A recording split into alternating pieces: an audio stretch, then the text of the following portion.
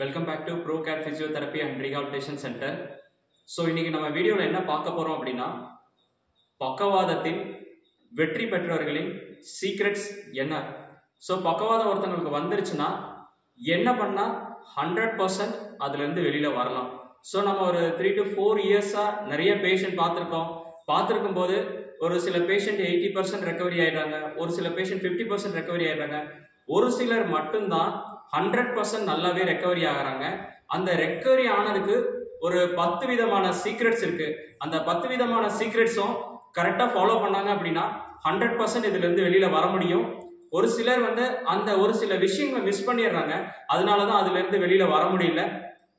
Especially இந்த 10 விஷயங்களும் என்னோட சென்டர்ல லாஸ்ட் 3 இயர்ஸ்ல நான் என்னென்ன விஷயங்கள்ல என்னென்ன பிரச்சனைகளுக்கு நான் எப்படி அவங்களுக்கு என்ன சொல்யூஷன் கொடுத்தோம், என்னென்னலாம் ஃபாலோ பண்ணாங்க அப்படிங்கிற விஷயத்துல இருந்து ரெக்கவரி ஆனாங்க அப்படிங்கிற சீக்ரெட்ஸை சொல்ல போறேன். பாயிண்ட் நம்பர் 1, ஃபர்ஸ்ட் என்ன அப்படின்னா, நியூராலஜிஸ்டோட அட்வைஸ் அண்ட் மெடிகேஷன். அதாவது ஒரு ப்ராப்ளம், அதாவது ஸ்ட்ரோக் வந்துருச்சு, ஒன்று ஸ்ட்ரோக் எங்கேயாவது ரத்த குழாயில போய் அடைச்சிருக்கோம், இல்லாட்டி வெடிச்சிருக்கோம். அப்படி வெடிச்சதுக்கு நியூராலஜிஸ்டோட அட்வைஸை ப்ராப்பரா ஃபாலோ பண்ணும். அவங்க கொடுக்குற மாத்திரை மருந்துகளை இடைவிடாம கரெக்டா அவங்களோட அட்வைஸ் இல்லாம எப்போதும் நிறுத்தக்கூடாது. ஒரு சிலர் என்ன பண்றாங்க, 2 மாசம் நான் இருக்கு, எனக்கு பிபி கரெக்ட் ஆயிடுச்சு, அதனால அவங்களே நிறுத்திடுறாங்க. ஸோ இப்போ நிறுத்தும் போது 2வது ஸ்ட்ரோக்குக்கு வழிவகுத்துது. ஸோ அதனால இந்த ஃபர்ஸ்ட் பாயிண்ட் ரொம்ப முக்கியமான பாயிண்ட். இதை கரெக்டா பண்ணலன்னா அடுத்த லெவலுக்கு போகவே முடியாது. நியூராலஜிஸ்டோட அட்வைஸும் மெடிகேஷனும் ரொம்ப முக்கியம். அதை ப்ராப்பரா ஃபாலோ பண்ணும். இதான் ஃபர்ஸ்ட் ஸ்டெப். இதை கரெக்டா ஃபாலோ பண்ணாதான் அடுத்த இடத்துக்கு போக முடியும். ஃபர்ஸ்ட் அட்வைஸ் எடுத்தாச்சு. அதுக்கப்புறம் என்னன்னு பாத்தீங்கன்னா,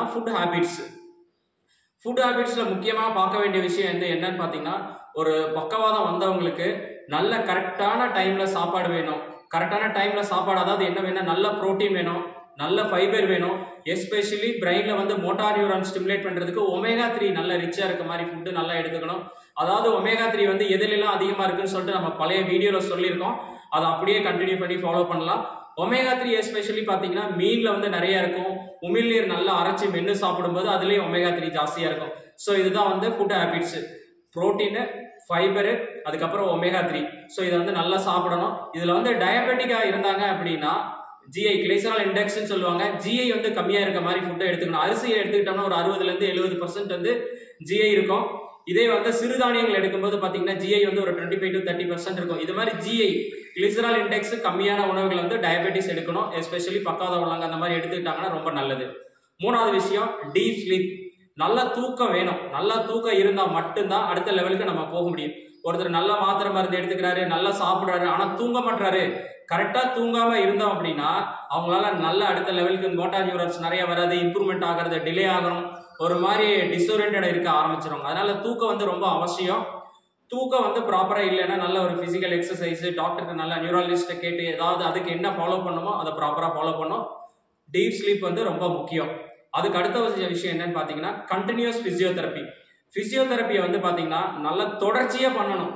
ஒருத்தங்க ரெக்கவரி ஆகிற வரைக்கும் தொடர்ந்து சிகிச்சையை இடைவிடாம பண்ணிட்டு போவாங்க. சில பேர் என்ன பண்ணுவாங்க, ஆரம்பத்துல 1 மாசம் 2 மாசம் நல்லா பண்ணுவாங்க, அடுத்த 3வது மாசம் வந்ததுக்கு அப்புறம் பாத்தீங்கன்னா ப்ராப்பரா பண்ணாம விட்டுருவாங்க. ஸோ அப்போ அப்படி விடும்போது ஏதாவது டிஃபார்மிட்டிஸ் இது மாதிரி வர ஆரம்பிச்சிடும். ஸோ அதனால ஒருத்தங்க ரெக்கவரி ஆகிற வரைக்கும் அட்லீஸ்ட் வீக்லி ஒரு 5 days ஆகுது ஒரு பிசியோதெரப்பியை ப்ராப்பரா நல்லா பண்ணணும். இந்த பிசியோதெரப்பில இன்னொரு முக்கியமான பாயிண்ட் என்னன்னு பாத்தீங்கன்னா, யாரெல்லாம் சுத்தமா ஜீரோல இருக்காங்க அப்படின்னா பெட்டர் அவங்க எங்களை மாதிரி ஒரு ரீஹாபிலிட்டேஷன் சென்டர் அப்ரோச் பண்ணி ப்ராப்பரா, அதாவது மார்னிங் என்ன செஷன் பண்ணணும், ஈவினிங் என்ன செஷன் பண்ணணும் அப்படின்னு சொல்லிட்டு ஒரு எவிடென்ஸ்டா ஒரு ப்ரோட்டோகாலை கிரியேட் பண்ணி வச்சு பண்ணும்போது ஈஸியா ரெக்கவரி ஆக முடியும். ஸோ இதான் கண்டினியூஸ் பிசியோதெரப்பி 4வது பாயிண்ட். 5வது பாயிண்ட் மைண்ட் செட். எந்த பிரச்சனையா இருந்தாலும் ஒரு ப்ராப்பரான ஒரு மைண்ட் செட் வேணும். இப்ப நம்ம நல்லா இருக்கிற ஒரு சின்ன விஷயம் சொல்லணும் அப்படின்னா மைண்ட் செட். நம்ம நார்மலா நல்லா இருக்கும், அந்த நல்லா இருக்கிற வயிற்றுக்கு பார்த்தோம் அப்படின்னா 3 times சாப்பிடுறோம். இப்போ அதே மாதிரி நமக்கு ஸ்ட்ரோக் ஒரு சைடு பேரலைஸ் ஆயிடுச்சு. நம்ம எப்படி 3 times சாப்பிடுறோமோ அதே மாதிரி ஒரு நாளைக்கு ஒரு 5 to 6 times ஒரு பர்டிகுலர் டைம் வச்சு இடைவிடாம அதுல இருந்து ரெக்கவரி ஆகுற வரைக்கும் பிசியோதெரப்பி எக்ஸசைஸை ப்ராப்பரா பண்ணணும். அதுக்கு நல்ல பக்காவான ஒரு மைண்ட் செட் வச்சுக்கணும். எந்த பிரச்சனையா இருந்தாலும் ஒரு மைண்ட் செட்டு, எந்த ஒரு நல்ல விஷயம் செய்யறதா இருந்தாலும் ஒரு மைண்ட் செட் வச்சு ப்ராப்பரா நம்ம அது பண்ணோம்னா அதுல இருந்து வெளியே வந்துட முடியும். ஸோ இதுதான் 5வது விஷயம், மைண்ட் செட்டு. 6வது விஷயம் என்னன்னு பாத்தீங்கன்னா, ஃபேமிலி சப்போர்ட். ஒரு ஃபேமிலியில் வந்து என்ன அப்படின்னா ஒரு ப்ராப்ளம் வந்துருச்சுன்னா ஃபேமிலியில் இருக்க பர்சன் தான் வந்து நல்லா சப்போர்ட் பண்ணி கொடுக்கணும். என்ன மாதிரி சப்போர்ட் பண்ணி கொடுக்கணும்னா, ஸ்ட்ரோக் வந்தவங்களுக்கு பார்த்தீங்கன்னா மூடு மாறி இருக்கும், அவங்க பண்ண மாட்டேன்னு சொல்லுவாங்க, சாப்பிட மாட்டேன்னு சொல்லுவாங்க, என்னால் முடியலன்னு சொல்லுவாங்க.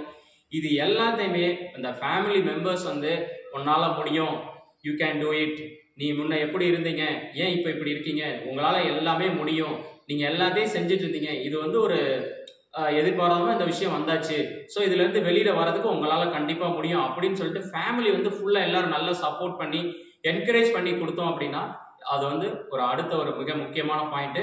ஸோ அதை ஃபாலோ பண்ணோம். அதுக்கப்புறம் பார்த்தீங்கன்னா பெயின் மேனேஜ்மெண்ட்டு. இந்த பெயின் மேனேஜ்மெண்ட்டில் என்னன்னு பார்த்தீங்கன்னா ஒரு சிலருக்கு வந்து பார்த்தீங்கன்னா ஷோல்டர் பெயின் இருக்கும், ஒருத்தங்களுக்கு ஹீலில் பெயின் இருக்கும், ஒருத்தங்களுக்கு நீல பெயின் இருக்கும். இந்த மாதிரி பெயின் ஏதாவது இருந்துச்சு அப்படின்னா என்ன ஆகுனா அவங்களுக்கு எக்ஸசைஸை கண்டவே வெறுக்க ஆரம்பிச்சிருவாங்க, அடுத்த விஷயத்துக்கு போக மாட்டாங்க. பெயின் மேனேஜ்மெண்ட்டுக்கு அந்த பெயினுக்கு யார் ரிலேட்டடாக இருக்காங்க, ஒரு ஆர்த்தோ ரிலேட்டடாக பெயின் இருந்தால் ஒரு ஆர்த்தோபெடிக் டாக்டர்கிட்ட ஒரு அட்வைஸ் வாங்கிட்டு அதுக்கப்புறம் ஃபிசியோதெரபியில் அதில் என்ன பண்ண முடியும்னு பார்த்துட்டு இந்த மாதிரி ப்ராப்பராக எங்கே பெயின் இருக்கோ அந்த பெயினுக்கு வந்து ரூட் ஆஃப் காஸ் என்னன்னு பார்த்து அதை அனலைஸ் பண்ணி அதை ஷார்ட் அவுட் பண்ணணும். அதை ஷார்ட் அவுட் பண்ணுறது ரொம்ப மிக முக்கியமான விஷயம். அதுக்கு அடுத்த விஷயம், 8வது விஷயம், splinting and bracing. Splinting and bracing வந்து ஃபிசியோதெரபிலே வந்துடும். என்ன விஷயம்னு பார்த்தோம் அப்படின்னா ஒரு ஸ்ட்ரோக் ஆனவங்களுக்கு மெயினாக வந்து ஒரு ரிஸ்ட் ட்ராப் ஆகிடும், அப்புறமேல வந்தீங்கன்னா ஒரு ஃபுட் வந்து ட்ராப் ஆகிடும். ஸோ அதுக்கு வந்து ஒரு ப்ராப்பரான ஒரு ஸ்பிளிண்ட்டை போட்டு டிஃபார்மிட்டி ஆகாமல் கரெக்டாக எப்போ அந்த ஸ்பிளிண்ட்டை போடணும், எப்போ ரிமூவ் பண்ணணும், ஒரு விட்ரா ஸ்பிளிண்ட்டை போட்டோம்னா எப்போ ரிமூவ் பண்ணணும், இந்த மாதிரி இதெல்லாம் ப்ராப்பராக கரெக்டாக ஃபாலோ பண்ணிட்டு வரணும். இல்லாட்டி டிஃபார்மிட்டி ஆகி அதுவே நாளைக்கு பிரச்சனையாகி அந்த ஒரு பிரச்சனைக்காக ரொம்ப நாள் வந்து இழுத்துட்டு போகிற மாதிரி ஆகிடும். அதை வந்து இதுக்கு முன்னாடி இருக்க வீடியோவில் வந்து நிறைய அதை பற்றி கிட்டத்தட்ட ஒரு 15 to 20 minutes அந்த வீடியோவில் எக்ஸ்பிளைன் பண்ணியிருக்கேன். அதை பார்த்தீங்கன்னா அதை பற்றி நல்ல ஒரு கிளியரான ஒரு ஐடியா தெரியும். ஸ்பிளிண்டிங் அண்ட் பிரேசிங் வந்து இதுதான். அதுக்கப்புறம் வந்து பார்த்தீங்கன்னா 9வது பாயிண்ட் என்னன்னு பார்த்தீங்கன்னா spending time with friends and relatives. ஒருத்தர் ஸ்ட்ரோக்ல இருந்து ஒரு 50% ஒரு 60% ரெக்கவரி ஆயிட்டாரு அப்படின்னா அவங்களோட ஃப்ரெண்ட்ஸை தேடி போகலாம், இல்லாட்டி ஃப்ரெண்ட்ஸை வர சொல்லலாம், இல்லாட்டி ரிலேட்டிவ்ஸை வர சொல்லலாம். வந்து அவங்களுக்கு நீங்கள் எப்படி இருக்கீங்க, முன்ன இருந்ததுக்கு இப்போ நல்லா ரெக்கவரி ஆயிருக்கீங்க, இந்த மாதிரி சேஞ்சஸ்லாம் நடந்துட்டு இருக்கு அப்படின்னு சொல்லிட்டு அட்லீஸ்ட் ஒரு வீக்லி ஒன்ஸ் அது அந்த ஃப்ரெண்ட்ஸு ரிலேட்டிவ்ஸ் எல்லாம் மீட் பண்ணுற மாதிரி அதுக்கு தகுந்தாப்புல ஒரு சுச்சுவேஷனை ஃபேமிலி மெம்பர்ஸ் வந்து இனிஷியேட் பண்ணி கொடுக்கணும். இப்படி கொடுக்கும்போது என்ன ஆகும் அப்படின்னா ஃப்ரெண்ட்ஸையும் ரிலேட்டிவ்ஸையும் பார்க்கும்போது பிரெயினில் வந்து நல்ல மோட்டார் நியூரான்ஸ் வந்து இம்ப்ரூவ் ஆகிறதுக்கு ஒரு நல்ல இதாக இருக்கும். அதுக்கப்புறம் பார்த்தீங்கன்னா அவங்க வந்து ஒரு மைண்ட் வந்து சேஞ்ச், அதாவது அந்த மைண்ட் சேஞ்ச் ஆகும்போது பார்த்தீங்கன்னா இம்ப்ரூவ்மெண்ட் வர்றதுக்கான பாசிபிலிட்டிஸ் வந்து நிறைய இருக்கும். அடுத்து 10வது point, restart your work or job.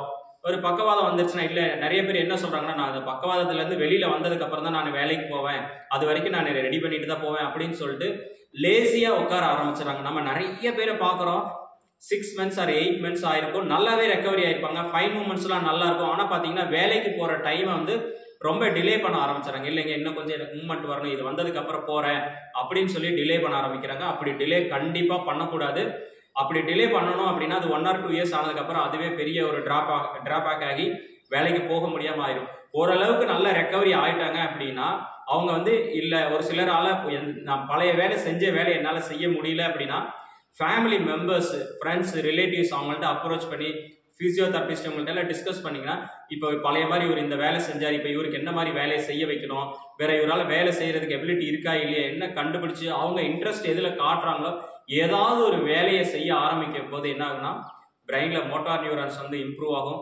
ரெண்டாவது இன்னொரு விஷயம், வேலை வந்து சம்பாதிக்கிறதுக்கு மட்டும் இல்லை, நம்ம வந்து ஹோல் டே ஆக்குபைடாக இருக்கிறதுக்காகவும் செய்கிறோம். அப்படி செய்யும்போது என்னன்னா டிப்ரெஷன் வராது, ஃபேமிலியில் வந்து நிறைய பேருக்கு ப்ராப்ளம் வராது. நான் நிறைய பேரை பார்த்த வரைக்கும் பார்த்தீங்கன்னா இந்த ஸ்ட்ரோக் வந்ததுக்கப்புறம் ஒரு ஹெட் இன்ஜுரி வந்ததுக்கப்புறம் பார்த்தீங்கன்னா நிறைய பேர் டிவோர்ஸ் இந்த மாதிரி ரீசனுக்குலாம் போயிடுறாங்க. இதெல்லாம் அவாய்ட் பண்ணணும் அப்படின்னா எர்லியர் பீரியட்லேயே அவங்களோட வேலையை வந்து தக்க வைக்கிறதுக்கோ இல்லை ஒரு ஜாப்பை இனிஷியேட் பண்ணுறதுக்கோ நம்ம பிளான் பண்ணி அதுக்கு நோக்கி போகணும். ஸோ இந்த 10 பாயிண்ட்ஸையும் ப்ராப்பராக ஃபாலோ பண்ணணும் அப்படின்னா கண்டிப்பாக இந்த பக்கவாதத்துலேருந்து வெளியில் வந்துட முடியும். பாயிண்ட் நம்பர் 1 நான் திருப்பி சம்மரைஸ் பண்ணுறேன். நியூராலஜிஸ்டோட advice, medication. Point number 2 food habits. Point number 3 வந்து டீப் ஸ்லீப். பாயிண்ட் நம்பர் 4 வந்து கண்டினியூஸ் ஃபிசியோதெரப்பி. பாயிண்ட் நம்பர் 5 வந்து mind set. Point number 6 family support. Point number 7 pain management. Point number 8 splinting and bracing. Point number 9 spending time with relatives and friends. Point number 10 restart your work or job. So இந்த 10 விஷயங்களையும் கரெக்டாக தொடர்ச்சியாக இடைவிடாமல் follow பண்ணிட்டு வந்தோம் அப்படின்னா கண்டிப்பாக இந்த பக்கவாதத்திலேருந்து வெளியே வந்துட முடியும். இந்த 10 பாயிண்ட்டும் என்னோட சென்டரில் ரெக்கவரி ஆனவங்கள்ட்ட ஒவ்வொருத்தர்கிட்டைங்க நான் கலெக்ட் பண்ண டேட்டாஸை வச்சு நான் உங்களுக்கு சொல்கிறேன். இதில் இன்னும் ஒரு சில பாயிண்ட்ஸ் ஏதாவது இருக்கலாம், விட்டுருந்துச்சுன்னா பர்டிகுலராக அடுத்த வீடியோஸில் சொல்கிறதுக்கு முயற்சி பண்ணுறேன். பட் எனக்கு தெரிஞ்ச வரைக்கும் இந்த 10 பாயிண்ட்ஸை ப்ராப்பராக ஃபாலோ பண்ணால் பக்கபாதத்துலேருந்து வெளியே வந்துட முடியும். தேங்க்ஸ் ஃபார் வாட்சிங். தேங்க்யூ.